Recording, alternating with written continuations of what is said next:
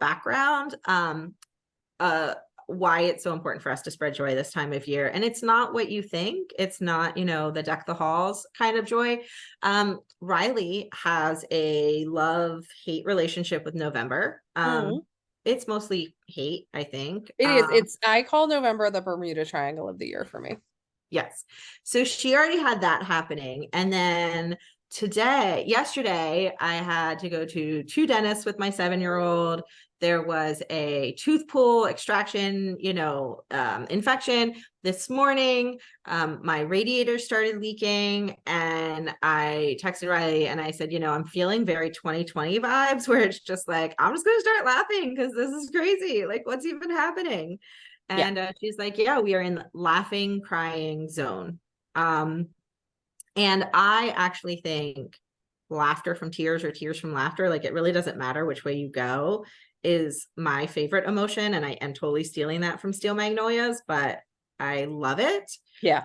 But we thought, like, what can we do? What advice could we bring to you, to each other, to the women in our circle, about how to find your joy this holiday season, even if it's not related to the holidays, for whatever reason. Maybe you don't like them, maybe you don't celebrate them, both very good reasons. Or also you can be like me, who my house looks like, Santa threw up on it and I love it, but I still need to ground myself in non-holiday related joy. Yes. It can also be like an extraordinarily stressful time of year, whether or not you celebrate holidays, because everybody, like, at least if you're in this country, so many people around you do celebrate these holidays. So that can be stressful. If you have unrealistic expectations, that can be stressful. And it can be beautiful and wonderful at the same time. But Tova said something to me earlier that I think is super, super helpful. And we cannot judge the joy, right? Like, we can't judge ourselves for seeking joy in whatever it is we seek joy in. And so something we wanted to talk about this week is exactly like that, right? Like, how do we find joy? So before we started recording, we were playing with the filters on Zoom, right? Like, I had a beard. It was great. Because we're both very stressed and anxious at this time of year for a variety of, like, legitimate reasons. Yeah. But the way that we cope with that and the way that we deal with these scenarios in our lives is for us to laugh, cry, right? To cry, laugh, whatever you want to call it. And it's not that we're not dealing with our feelings. I mean, like, don't get me wrong. There are days where my feelings get shoved in a box and kicked under the couch. Like, there are days, because I'm human. But what I think happens, and I'm not a scientist, but I do have a degree, I guess. What I think happens when we're super stressed and anxious and we finally hit that point where we're willing to just laugh at it because it's so absurd, is that it's healing, right? It's a healing experience to laugh at the absurdity of it all and find the joy, as you've said multiple times, Tova. Well, and I mean, there is science behind that, and research that we've done for the podcast has talked about that, where there are physical changes to your body if you are happier, and not happier in the, like, I'm pretending to be happy, but legitimately experiencing joy or experiencing peace as it relates to a meditation. Bonus points if your, like, meditation is about joy. Double whammy. Yeah. And so we have both experienced, Riley and I, the other experience of, if you are laughing, if you purposefully seek out something funny. And so, for example, and this is the first tool I'll share, there's an app called Laughing My App Off. And they're bad jokes, man. I mean, some of them are really good, but for the most part, they're bad jokes. And I love them, and they pop up on my phone throughout the day. They're one of the few things that I allow to, like, pop up on my watch. It's one of the few things that I allow notifications for. And what I have found is, when I am more willing to laugh at them, I am more willing to laugh at everything in life. So the hard things get funnier and easier. And that might not make sense completely if you haven't experienced it, but I tend to think that if you're more open to laughing at something, you are more open to finding humor in life. or find the absurdity of like, seriously, I just need a day at work and now I can't take a shower because the water is off Right. because the heat's leaking, you know? So, Yeah. so that is one, the laughing my app off, and we'll put these links in the comments of our favorite apps. I'll also share some of the people I follow on Instagram Yeah. that I think are funny. And I think that, you know, being willing to laugh, I, as many of you know, am a big Hallmark movie fan.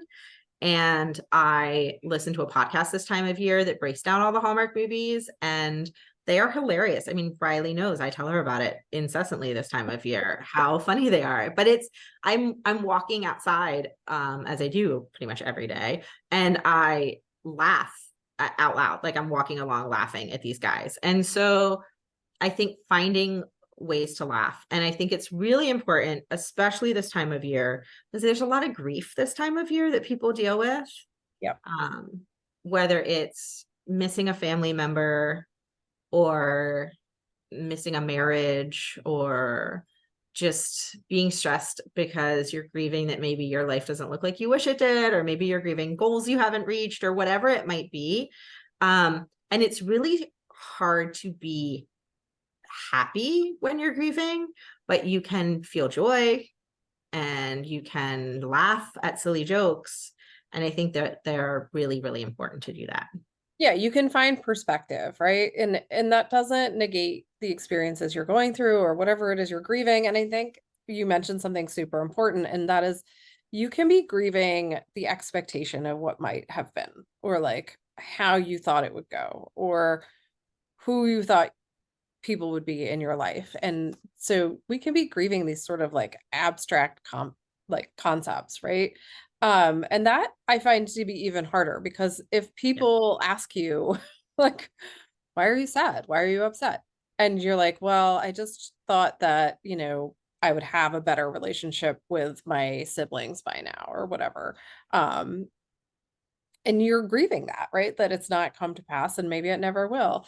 That's harder for people to relate to in some ways, in the sense that, like, if you're like, my mom passed away at Christmas 5 years ago and I'm sad about it every Christmas, people, I think, are more understanding of that. And not that they shouldn't, I don't know, they should be understanding no matter what, but I think we have all experienced that.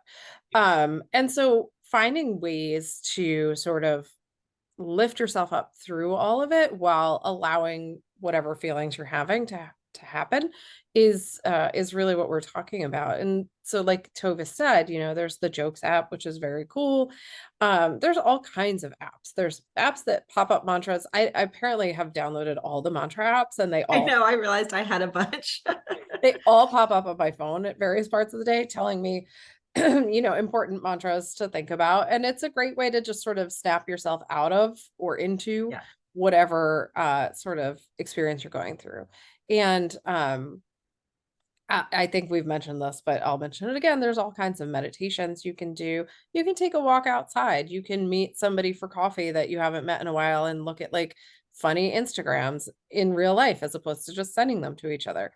So that I've done that, right? Like, it's, you Yeah. know, Although I do highly support finding friends that you can send memes and funny Instagrams to. yeah. And not even funny, but like, Riley, you and I have taken to sending like ones that just make us happy. Like, Yep. I think, I don't, if I haven't sent it to you. No, I have, I did today. There was a Eagles player Oh that was yeah, that just, one was like, great. super enthusiastic about the Eagles quarterback. And he Yeah. was like, don't worry, he's gonna do it. You better believe it. And he is he's such a nice man. I mean, I don't know personally, but his persona is that he's a super nice man. Yeah. And I was just like, we all need a hype guy like this. Like, this is fantastic. And so if there's something that brings you joy, don't question it. Be like, okay, that brought me joy. As long as it's not hurting yourself or hurting others, like, it is okay to lean into an escape or something funny, or, you know, watching the same movie 100 times. What, like, once again, as long as it's not hurting you or hurting others, it is okay to find joy in whatever it is that you want to find joy in. It's also okay, and I've done this already this year, telling someone, like, don't judge my joy. Like, this brings me joy, and I'm gonna be happy about it. It's I have a pizza cutter that is in the shape of a bicycle. And my kids, I forget what they call it, but it's something adorable. And it is, I feel like it brings all this whimsy into our lives. And so, you know, if there are little things like that, this is a good lesson for the whole year, but especially this time of year. Yeah. So we just wanted to, you know, hop on and share that because it's really important to us. And I Yeah. think we would love to know if there are things that you do to laugh more, or, you know, we have the gratitude apps, the gratitude journals, you know, but if there's something that you've built into your life, whether it's an app or a habit or just something that once in a while you do that makes you laugh or brings you joy, let us know, because I think that the whole season is about joy, and yet it's a really stressful, grief-filled, you know, difficult season. Yes. And so, like, you finding joy could be any number of things. So don't hold yourself back. Like Tova said, don't judge your own joy. Don't let other people judge your joy. As long as you're not hurting anyone, hurting yourself, you know, whatever brings you joy is 100% fine. Like sometimes, I'm going to be honest, confessional time, sometimes I go through TJ Maxx and I set up little scenarios with their things in the store because I think it's cute and it brings me joy and it doesn't hurt anyone and maybe it sells them more cups and spices, who knows. But like, I did do not know that about you, and I I love know it. it's good. I know it's confessional time, whatever. So come to my local TJ Maxx and see my displays. No, it's, you know, it's the little things in life that make up life. It's not just the big moments, right? It's Yeah. these little moments where we find laughter in the midst of things we were crying about yesterday. And that's all, it's all okay for us to experience and try out and do. So, like Tova said, let us know what it is you do. Do you set up little scenarios? Do you move gnomes around? I don't know. Maybe I'm mischievous. Um, but You're let a us know. We naughty want elf. to.